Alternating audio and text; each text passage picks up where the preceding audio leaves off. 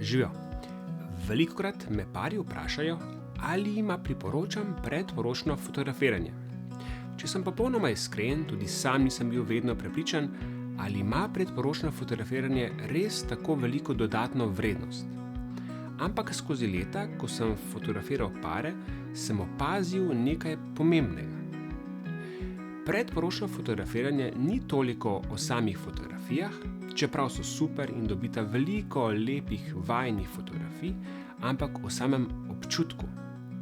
Za večino parov fotografiranje na poročni dan predstavlja stres, saj niso vsakodnevno izpostavljeni nekomu, ki bi jih fotografiral čez celoten dan.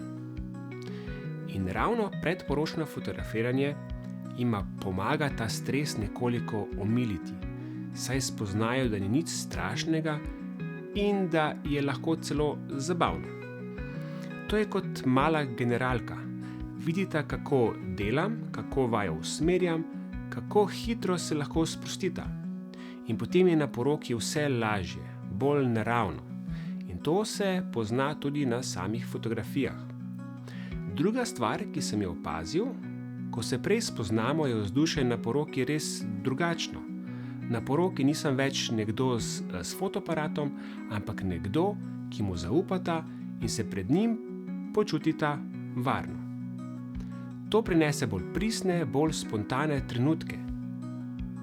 In če govorimo praktično, pri meni predporočno fotografiranje traja približno 1 uro, vidva pa dobita več kot 100 dobrih fotk.